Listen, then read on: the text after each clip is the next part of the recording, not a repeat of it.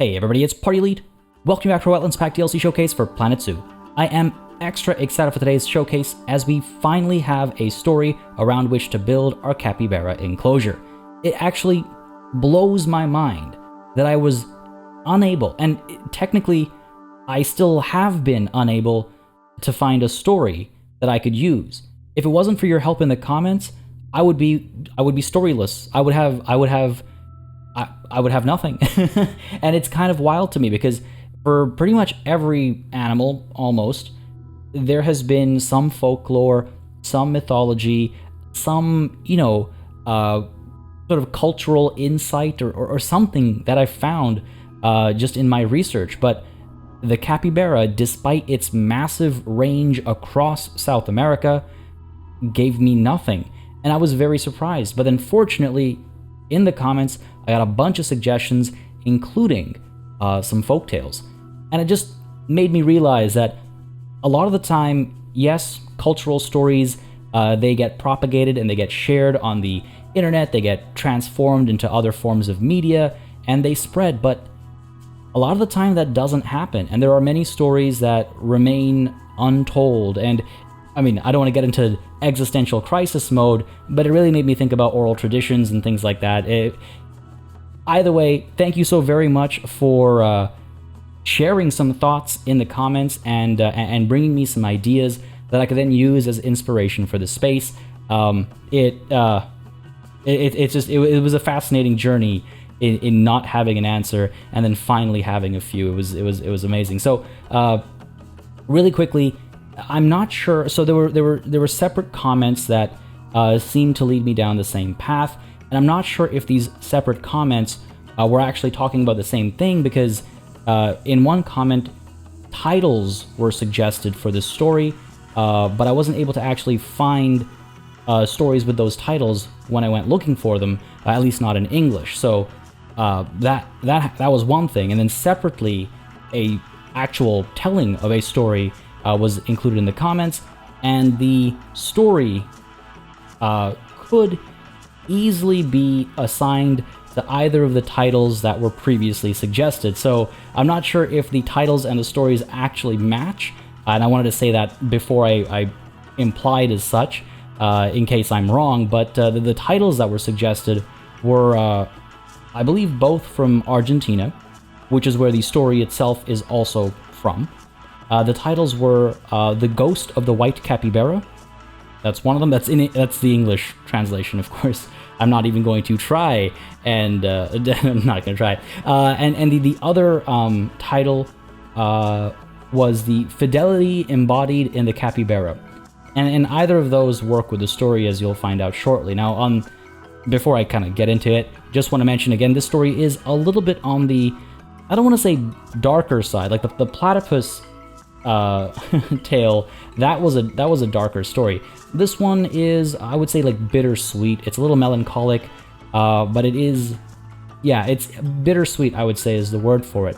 But basically, so again, just as a reminder, this is a story from Argentina, if I've understood it right, and it's a relatively simple tale, but again, it's equal parts like sad and heartwarming. It's the story of a river fisherman who lived a happy life. He was happily married, and it was a simple but yeah, happy life.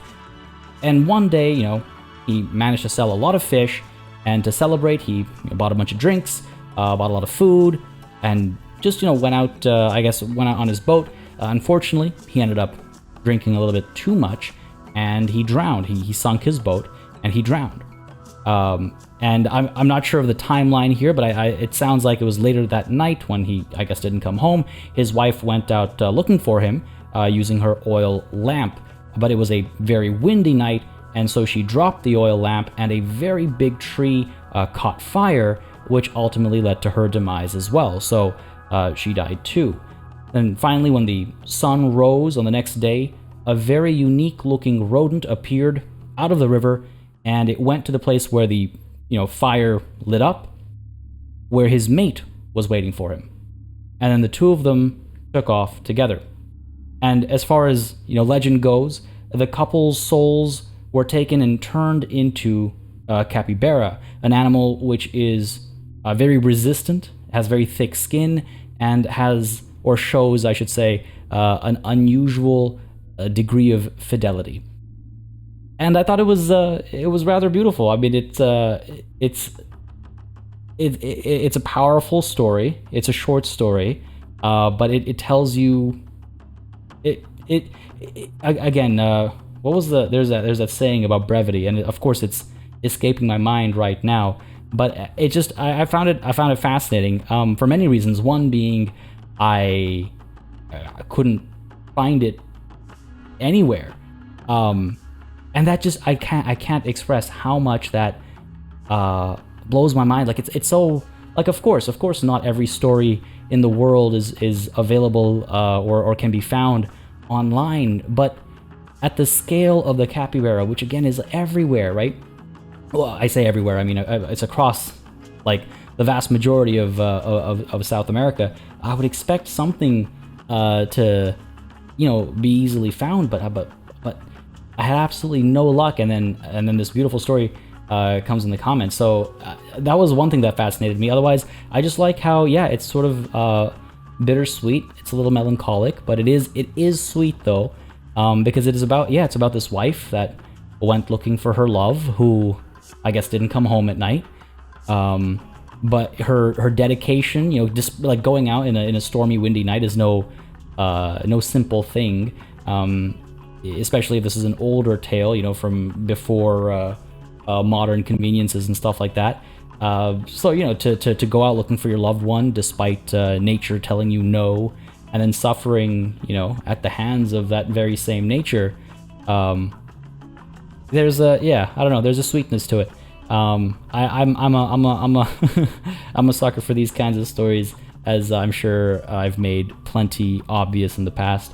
But yeah, I use that as the inspiration for the space I wanted to build. So I tried to think of like how I could build a precarious space that isn't actually precarious, right? Like I want to make sure guests aren't actually falling into the water or anything like that. Though it's shallow water, so they're not likely to drown, and you can also enter the Capybara Enclosure. So really, if guests do hop in, then it's not the end of the world, I suppose. But jokes aside, I wanted it to appear precarious. I wanted it to look like somewhere where, you'd struggle to go through. Once I add the trees and stuff, it'll make a bit more sense. But you'd struggle to go through the trees, and you'd you might fall, you might hurt yourself.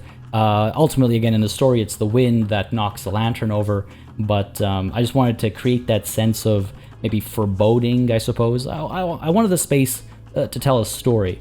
I also thought it was kind of cool that we were able to use this lake. Now, granted, maybe I should have gone with the river, and when I loaded in today, I was going to extend the river that goes through the otter enclosure. I was going to extend that and make that into the river where the fisherman sank, but then I saw this massive space over here, and I thought it'd be rather nice to add a bit more to it, and so I, again, took some artistic liberties there, I suppose, and used this lake instead as where the fisherman might have drowned, and then I've got the pier and the steps and all that where the wife must have kind of rushed over, but it was interesting just having this space kind of available. It felt like, looking at it when it had nothing built in, even now looking at it with the steps and stuff built in, it felt and looked precarious, and so I was automatically drawn to it, and I was like, okay, this works nicely because you get all these,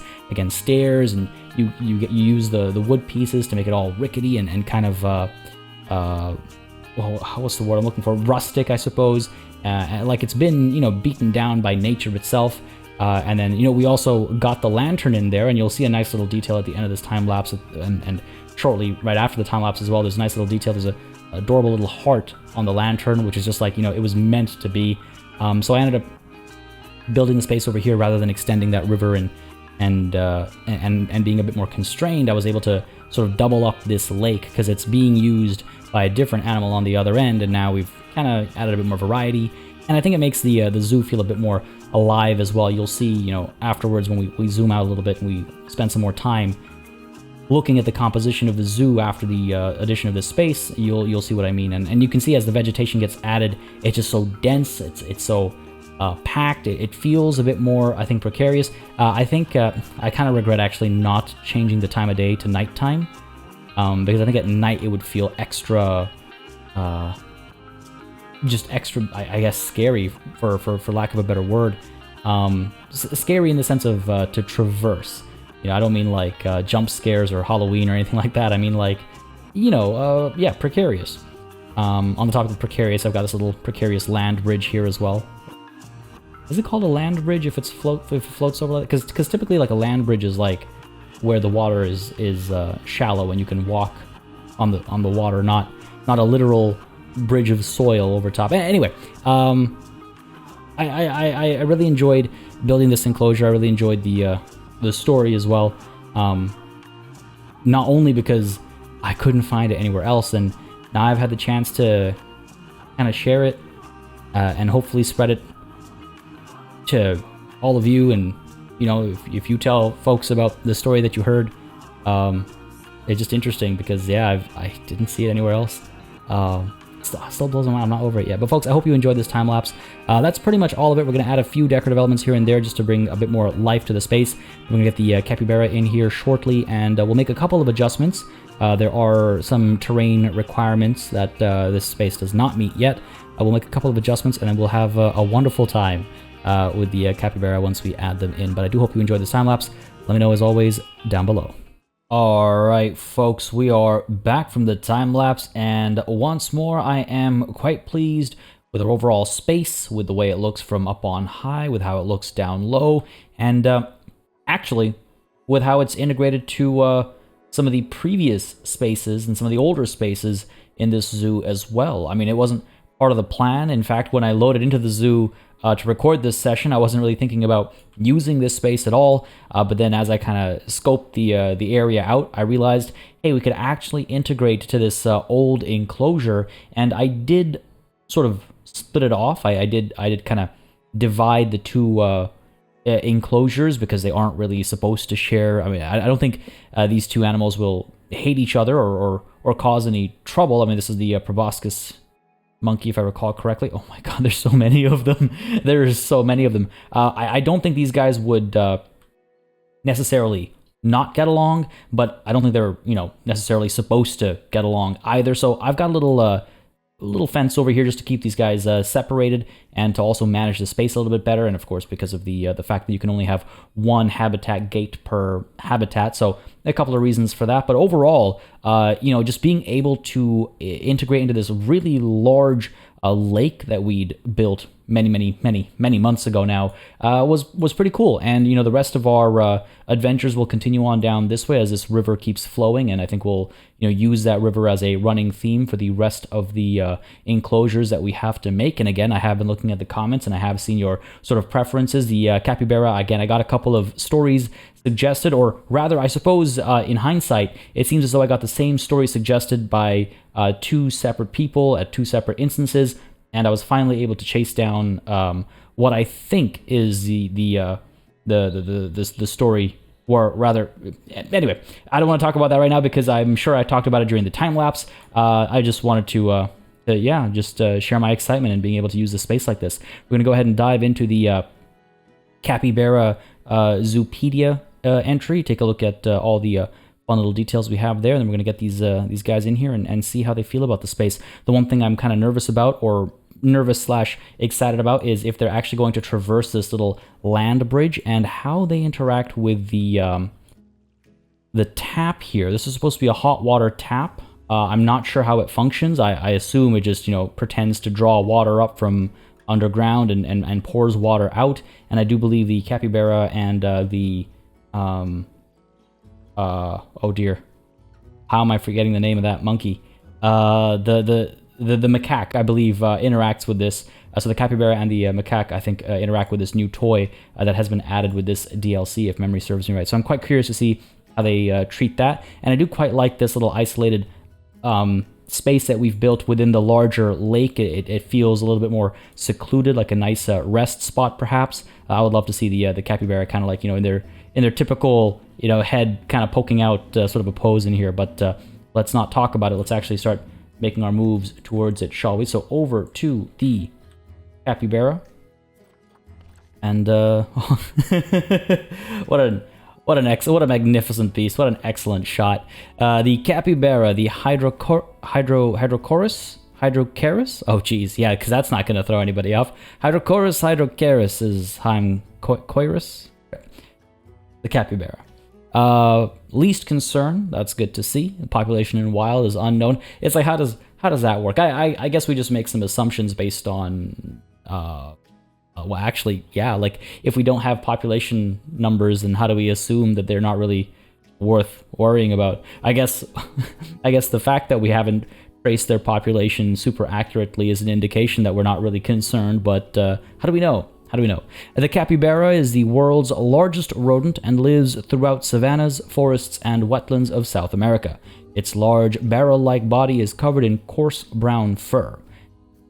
Again, the sentence feels like it should have another, just another like fragment to it or something. It just feels so like it just falls off a cliff, It doesn't seem like it goes anywhere. Anyway, sorry. The capybaras have partially webbed feet to accommodate their semi-aquatic lifestyle, a short vestigial tail, and small ears on their oblong-shaped head. So I'm curious now. A vestigial organ or a vestigial body part is something which had, again, my definition might be a little bit fuzzy, less accurate and precise, but from my understanding, a vestigial organ or a vestigial body part or what have you is something which previously in the evolution of an animal had a purpose, but as the animal evolved into its current state, it no longer has a purpose. For example, our appendix, like the human appendix, for example, no longer serves a purpose. It's a vestigial organ.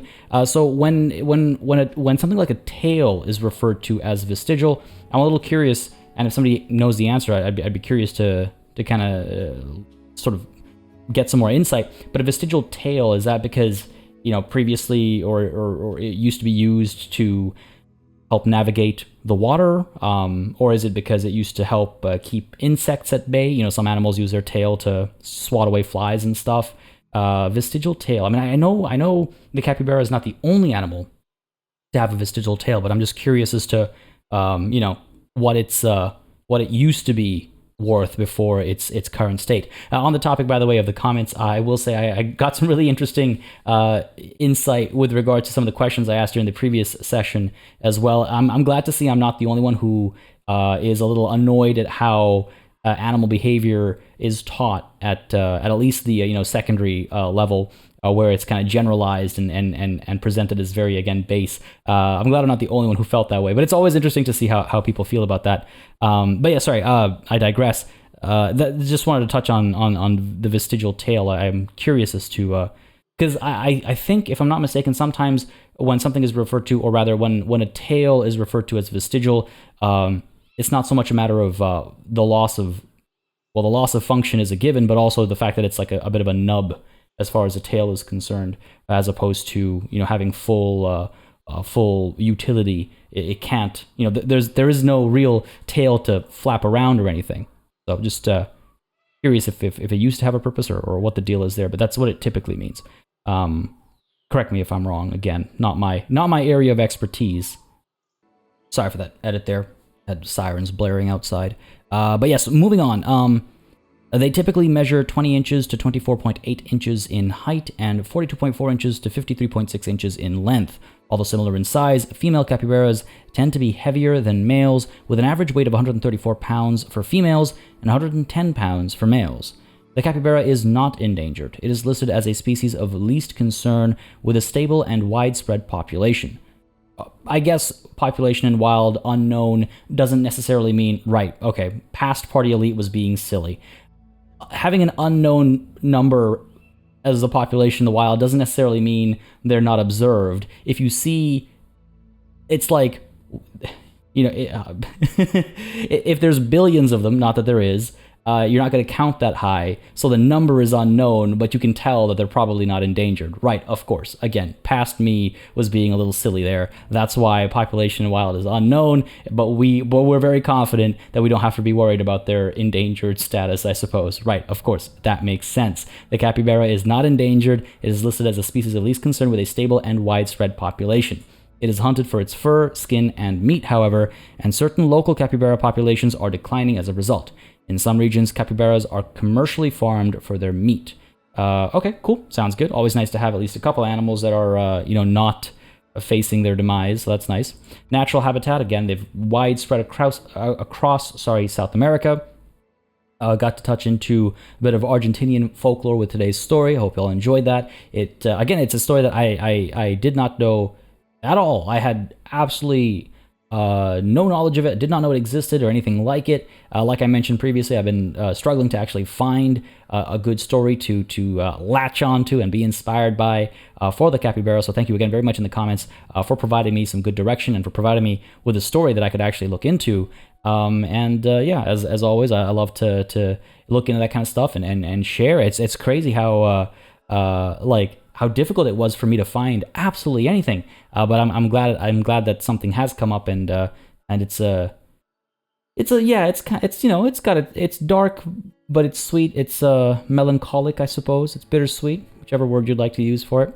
Nonetheless, the biomes: aquatic, grassland, tropical. I went with aquatic and tropical. Fairly safe bet with the wetlands pack, I think. And as far as the space is concerned, I'm sure we'll be fine. Actually, the only thing I was concerned about was deep water requirement, but I didn't think the capybara required deep water, and I'm glad to see that's been verified over here, so we should be okay on that front as well. Species data: group size excluding juveniles is 4 to 20, up to 9 males, up to 19 females. Male bachelor group size is 4 to 20, and female bachelor group size is 4 to 20 as well. What are the chances that I'm recording this video on 420? And there's so many 420 references all over the place. Dominance: males have dominance hierarchy. Mating system: promiscuous. Relation with humans: confident, and guests are able to enter the habitat. I did not do that in this enclosure over here just because the way I wanted it to go down those steps and stuff and have that that height difference.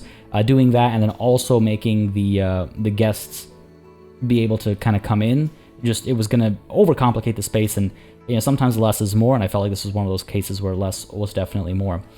Size is on average for males and females both 22.4 inches tall at the shoulder. Life expectancy across the board is 10 years on average.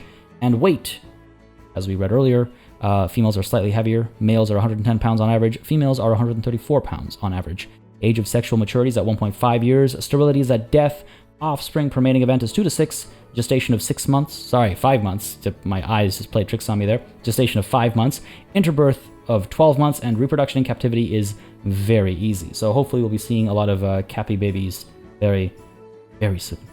Social needs. Capybaras are very social animals, usually congregating in groups of 10 to 20 animals, some groups even reaching up to 100 members. In rare instances, some individuals may also live alone. Within a group, there usually are twice as many females as males. I do wonder about asocial behaviors in animals and stuff like that. Like how common are those behavioral shifts or differences across the more social animals? when you get the loner of the group and stuff like that. I do get curious about that from time to time. Like, do capybaras feel social anxiety? Is that a thing for the capybara, the humble capybara? Reproduction in large groups of capybaras. Never thought about the plural of capybara. In large groups of capybaras, males follow a dominant structure, with the most dominant male usually being the heaviest of the herd. The dominant male will attempt to monopolize mating, but rarely is successful, though subordinate males will usually secure less mates the further down the hierarchy they are. When a female is an estrus... Sorry, this system just sounds so like... the use of the word monopolizing, I think, or monopolize, just threw me off there. Wasn't expecting it. Sorry. So when a female is an estrus, males will follow her closely, and in case of competition, will engage in dominance displays and fights to chase off rivals. Capybaras usually mate in water, where the male mounts the female. If she is not interested, she will duck away underneath him in the water or throw him off. After successful copulation, pregnancies last between 130 and 150 days. The female gives birth to a litter of 1 to 8 pups, with an average litter size of 4. In capybaras, alloparenting is observed, which means the pups may nurse from several females in a group instead of exclusively relying on their mother. Interesting. So I actually saw a very interesting video the other day, or I guess it was a GIF, of these two dogs who had given birth to their litters at, I guess, roughly the same time. And the reason this was uploaded was because it was funny that the pups of one dog were getting milk from the other mother and vice versa. So like you could tell because they were different, like they visually were very different looking in terms of their coats and stuff.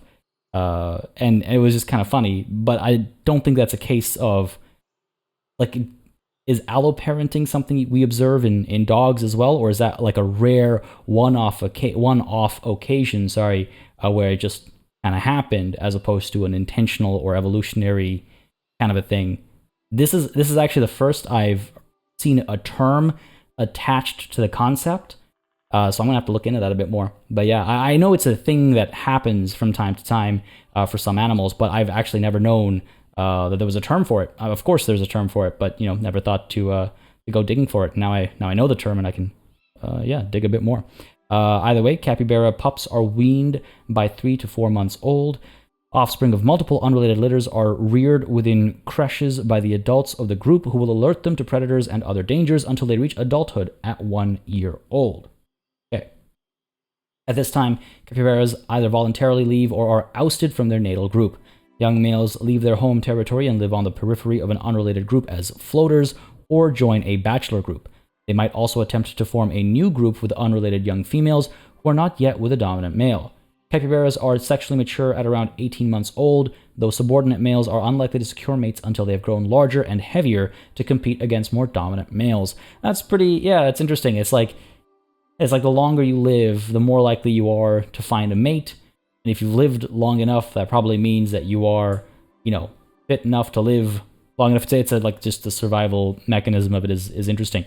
Moving on to the research status, as we've seen, there is the new the hot water. There's a large tap and a small tap. We're using the large tap. We'll see how they engage with them. I could have put down a plant screen as well, actually. Maybe I'll go in and do that. But otherwise, everything else is stuff we're familiar with. There are the underwater plant feeders, which now have a flat version as well. If I'm not mistaken, the plant feeder already existed. If memory serves me right, it wasn't added right away with the aquatic pack, but it was added in afterwards. But either way, our space here isn't deep enough to implement them. We do have melon feeders and small barrel feeders, though. But yeah, maybe I'll get a plant screen down as well. Fun fact number 1, the name capybara has evolved from the old Tupi word capoeira, meaning grass eater, with Spanish and Portuguese influences in the early 17th century. Interesting. Okay. I definitely butchered that pronunciation, and I apologize for that. If somebody knows better, then please don't hesitate to let me know how that's actually to be said. Capybara. I'm being thrown off because the closest word which is not related that comes to mind is capoeira, which I'm also obviously saying wrong, but I'm more familiar with it. So I'm being thrown off. But okay, this is cool. I like these kinds of fun facts. I'm a big nerd for etymologies and things like that, so I like that. I like that a lot. Fun fact number 2, the capybara is the largest living rodent in the world. That's literally the first sentence here. The capybara is the world's largest rodent. Come on, guys. Fun fact number 3, capybaras can hold their breath underwater for 5 minutes. Impressive. Fun fact number 4, capybaras have a scent gland called morillo on their nose, which is especially pronounced on the male. Okay. And fun fact number 5, capybaras can run at speeds of up to 21 miles per hour. 21 miles per hour? I would never have imagined that they were that fast. I guess they are rodents, but still, they seem like a lumbering animal, like a nice, slow, lumbering, lazy animal. But no, 21 miles per hour is no joke. Very interesting notation as well. But yeah, these fun facts were okay. Fun fact number 1 is fantastic. The rest are all right. 4 is okay. Just wish you'd kind of give us some more information. Nothing's gonna beat the platypus. Nothing's gonna beat the platypus fun facts. 5 for 5, those were. And here we can see interspecies enrichment: Baird's tapir, Colombian white-faced capuchin, the Galapagos giant tortoise, giant anteaters, and llamas. Good spread. No proboscis monkeys, of course, as expected. And if you're wondering why I'm saying that's as expected, it's because they do not belong anywhere near the region. Similar biomes, but they would not. They were like. I actually imagine how they would respond to each other. I'm quite curious, actually, now that I say that out loud, because if you consider the capybara is familiar with monkeys, like how does that work? There's so many. I wish we could communicate with animals. There's so many questions I would ask. Over to the market. Let's go ahead and pick up some capybaras and see what we can do. Pablo, go ahead and grab you, the only actual ranked animal here. And let's go ahead and get, well, let's go ahead and get all of them, right? Because we need 4 to 20, and we don't want them to feel lonely or anything like that. So let's go ahead to, I wish there was a manage button on it. That's the next UX upgrade they need to do, is get the manage button on that other screen as well. But either way, let's go ahead and loop all of you up and move you to habitat 38. Let's go. Go ahead and unpause and see how this plays out. Yeah, I'm really quite pleased with this space. I think it does a trick. I think it does a trick quite nicely. I think it's funny because like it was so barren and weird. It was always one of those spots that like kind of stuck out to me ever since we first established this giant lake. And it makes me think about all those times at Elitsu North and Elitsu South where we took a huge risk. We did like a massive bit of terraforming, and then over time it ended up working out. I'm especially thinking about at Elitsu North. We had the Formosan bear enclosure where the first thing I did was just dig a giant hole into the ground. And I was very nervous. I wasn't sure if it would actually work out. And that was in franchise mode too, so there was no save game I could go back to, and it ended up working out. And this for me is like, yeah, this space has now come together a bit more in a more sort of complete fashion. I'm quite pleased with the space we've developed. The fencing, as simple as this sounds, the fence looks nice as well. As my first time actually building anything quite like this, and it's actually got a giant gap in it over here. So, oops. Go ahead and fix that real quick. Pretty sure they won't be able to escape through it. They are unlikely to fit through that gap, but there we go. Just for posterity. So yeah, pleased with even something as simple as this. I'm quite happy that the lantern itself actually has, I don't know if the time-lapse was too quick to spot it, but it actually has a little heart on it, which I think is just like, what are the chances it works out so perfectly and so like thematically for us. But yeah, I got the lantern up over here. I'm quite pleased with these steps as well. They're like, I think properly, messy in terms of, they feel a little rustic, perhaps, a little bit on the rural side. I feel like there's a nice view from up over here if you don't want to go all the way down the stairs. You get a fairly large picture of everything that's happening. Or, further down, if you're right over here, you actually get a really good view of the capybaras, while they're over here, while they're feeding and stuff like that. So I'm really quite pleased with this space. I feel like there's a lot of fun stuff going for it. Oh, here you are, buddy. All right, let's take a quick look and see if they actually like where they live. Traversable area is not highlighting at all for some reason. Don't tell me you have no traversable area. That doesn't make any sense. But definitely seeing terrain. Oh, there we go. Took a second. Looks good, looks good. Looks good. Oh, a little bit of escaping potential over here. How do you get up there? From over here, looks like? Yeah, I gotta put some rocks down or something. Or maybe I just raise this a little bit.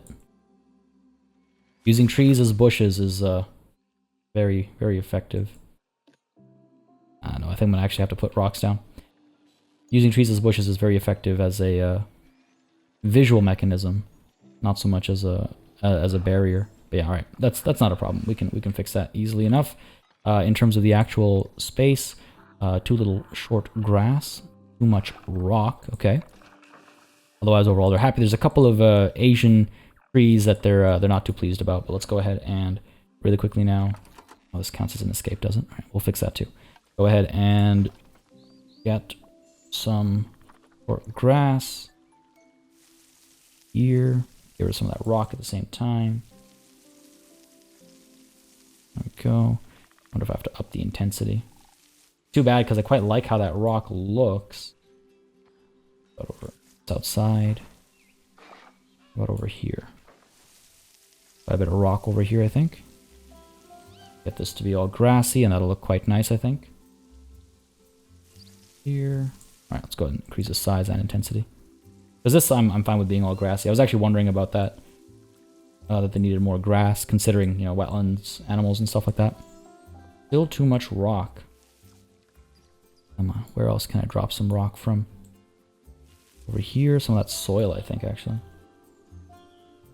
Alright. I guess we gotta lose some of the grass over here, unfortunately. Too bad, because I do like how it looked with the rocks. Where else? Where else? Oh, up over here? There we go, cool. I would like to get some rock back up over here. Just to make it feel a bit more natural. Go, I can see that's gone over the edge there, so add some more grass up over here, up over here. Where are we? Oh, down over here. Yeah, alright, good stuff. Down over here a little bit. Getting there, 11%. We gotta get it down to 10, I think. This is all soil. Oh, this might be some rock. No, I think that was all soil.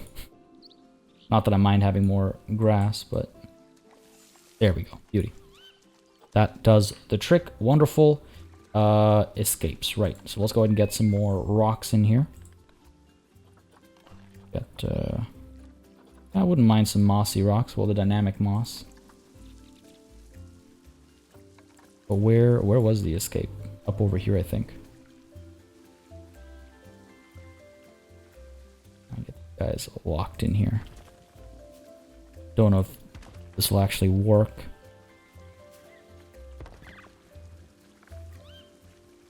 There we go. Nothing too exposed either, so we don't have to worry about having to like cover stuff up or anything like that. Where these guys go? Well, they can certainly traverse this. We know that.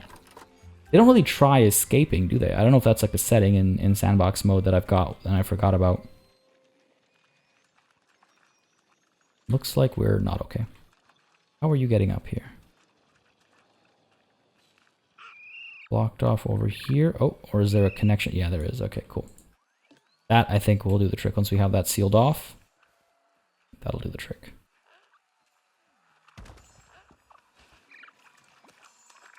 Well, this guy's just chilling here. Are you kidding me? Look at that. Look at that. Just having a wonderful time. Not a care in the world. You see this taps on as well. Oh, it's kind of funny looking. Can I lower that a bit? Maybe? Just so that it looks like the water's actually coming, the steam and stuff is coming from the right spot. Alright. Very quickly check that we've blocked off the escape route. I know it sounds like not essential, but there's nothing like seeing escapes happen in the middle of other stuff. Starts to become a bit of a bother. Gotta block this off as well, eh?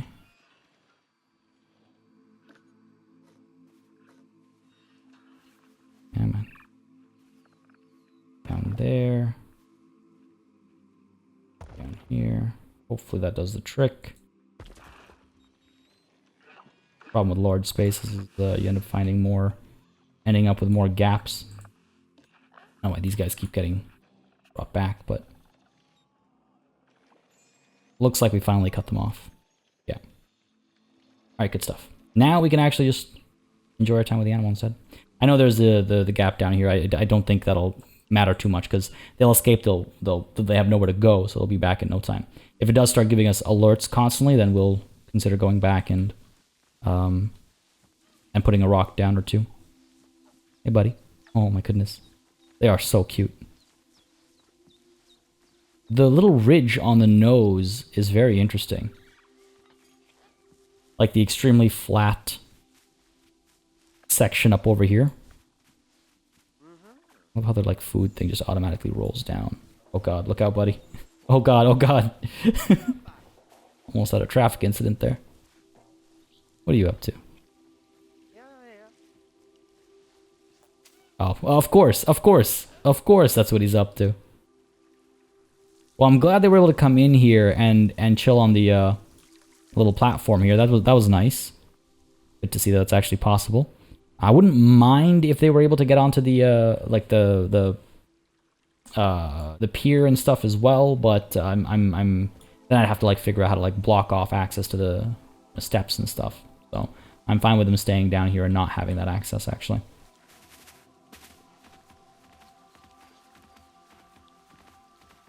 Yeah, I guess I could, with that kind of locomotion, I guess I could imagine them going 20 plus miles an hour. Still crazy to think about. 20 miles an hour. That's something. There we go. Wonder if they recognize the rubber duck as anything. What does it mean to them? I mean, they obviously probably, if they play with it, it's probably because they enjoy the way it floats and stuff like that, and the way it, like the buoyancy and stuff like that. It's very interesting to see animals interact with stuff that's supposed to simulate, you know, real world interactions, stuff that's supposed to engage them or entertain them. We recently, for our rabbit Elizabeth, we got a little like a foraging thing, I guess you'd call it. It's a maze. That's not a maze. Calling it a maze is weird. Basically, you put food in it, and there's like little walls and stuff that keep everything apart.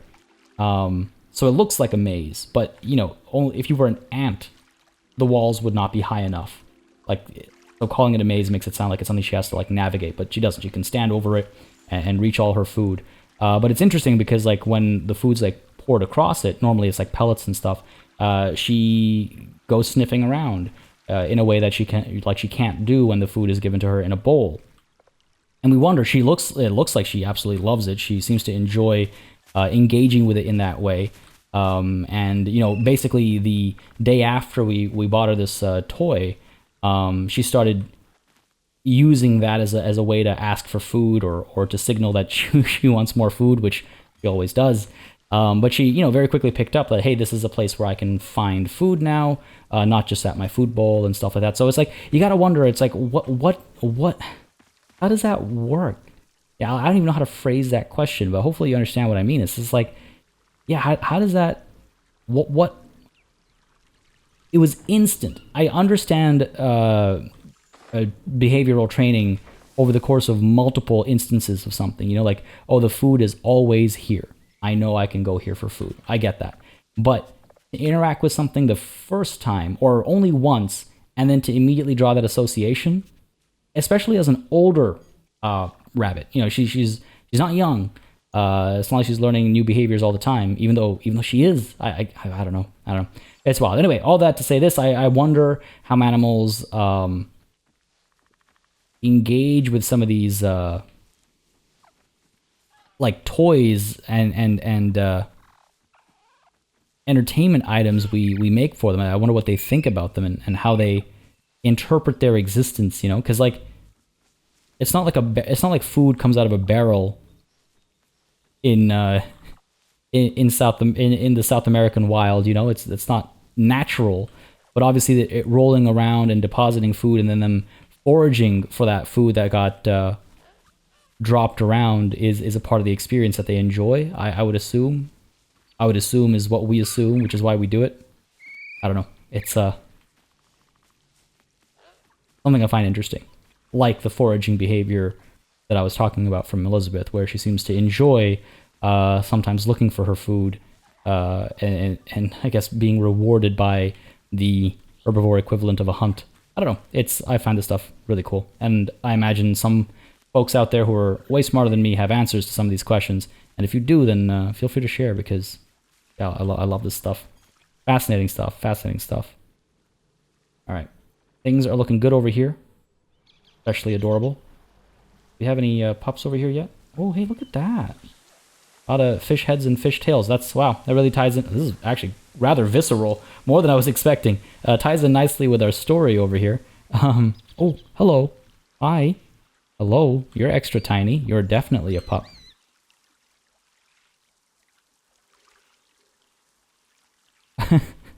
It's extra funny just seeing it next to the giant otter statue behind it. Oh, they're so cute. Very noisy also. Dude's just bored. Parents are asleep. Wants to hang out, wants to play. Not sure if he should go for a swim. Oh, yeah, he is. Go for it, buddy.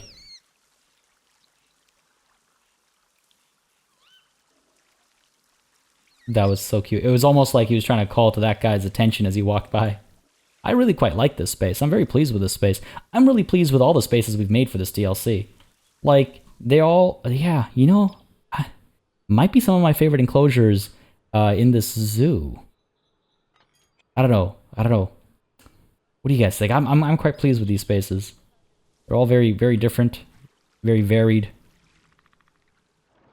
very pretty as well. Many of them are very tranquil. Not fully underwater swimming. Wanted to make sure I caught that. I noticed he was below the water. Alright, don't think he's gonna dive in again. But yeah, they seem to be enjoying their space. Oh. Okay. I couldn't tell exactly how... It looked like he was seated a little weirdly. But I couldn't tell because it was just like camouflaged against the brown. But he's having a good time.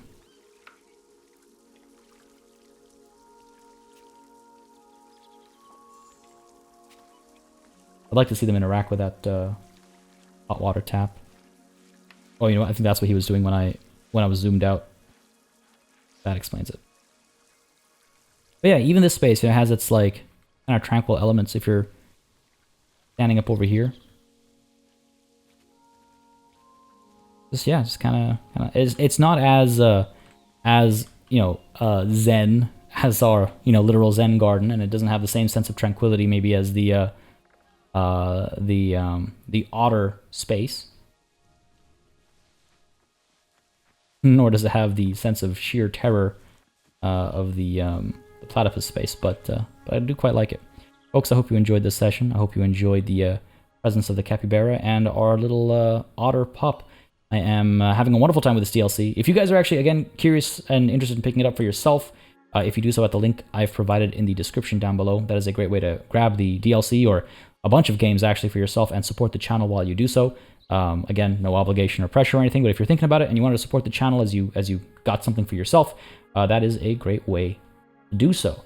Yeah, we're gonna have to, once we're done with the Wetlands Pack showcase and we go back to the European pack, we're gonna have to start and really get some forestry going over here. We need some woodlands and stuff over here because there is a clear imbalance. It's almost like there's a tree line over here, which is something I wouldn't mind embracing either. Something to think about, I guess. But it'll be interesting trying to balance this out because we definitely have what feels like preferential treatment. Get it? Treatment? Oh my goodness. That's the note where I need to end this episode on, folks, before things go even further downhill. I hope you enjoyed this session. If you did, you know what to do.